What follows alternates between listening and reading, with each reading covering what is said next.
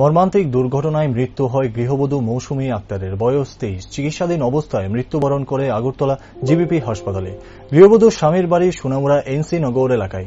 স্বামী প্রবাসী মামুন মিয়া। মূলত বৃহস্পতিবার স্বামীর বাড়ি থেকে মেলাগড় ইন্দিরানগর বাবার বাড়িতে যাওয়ার সময় অন্য একটি গাড়ি থেকে নেমে রাস্তা পার হওয়ার সময় যাত্রীবাহী ম্যাক্স গাড়ি ধাক্কা দিয়ে পালিয়ে যায়। ঘটনাটি ঘটে ইন্দিরানগর এলাকায়। গৃহবধূর সাথে ছিল গৃহবধূর 4 বছরের এক ছেলে সন্তান। সেও অল্প বিস্তর আহত হয়। ঘটনাটি দেখতে পেয়ে স্থানীয়রা খবর দেয় অগ্নি নির্বাপক দপ্তরে। তারা ঘটনাস্থলে ছুটে এসে আহত মহিলাকে প্রথমে উদ্ধার করে মেলাগড় হাসপাতালে নিয়ে যায়। পরবর্তীতে সেখান থেকে আগরতলা রেফার করলে বৃহস্পতিবার সন্ধ্যায় চিকিৎসাধীন অবস্থায় মৃত্যুর কোলে ঢলে পড়ে মৌসুমী। তো এই দোকানে রাস্তার সঙ্গে দোকান কি দেখলেন? দোকানে বসে মোবাইল দেখতেছিলাম। হ্যাঁ। মোবাইল দেখতেছিলাম, তখন তারা বাস বেরিয়েছে সুনগর থেকে, তারা বাস বেরোতে নামছে।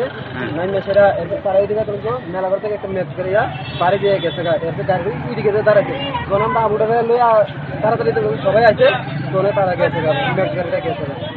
নাম্বারটা দেখতে পাচ্ছি, গাড়ির নাম্বারটা কি গাড়ি এটা?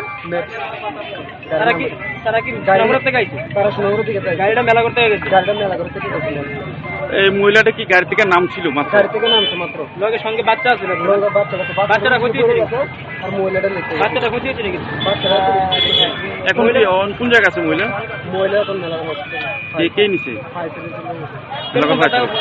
মহিলাটা ব্যথা হয়েছে। বেশি সিরিয়াস না? কোন জায়গায় ব্যথা হয়েছে? কথা কইতে পারছি না। না মহিলাটা পরিচয় হয়ে গেছেন বা জানেননি কোন জায়গা বাড়িটারি? মহিলার বাড়ি জানছি না। আচ্ছা আচ্ছা। বাবার বাড়ি কোন জায়গা? সামনে একটা আবুতের দোকান আছে। জায়গাটা কোন জায়গা? ইন্দ্রনগর।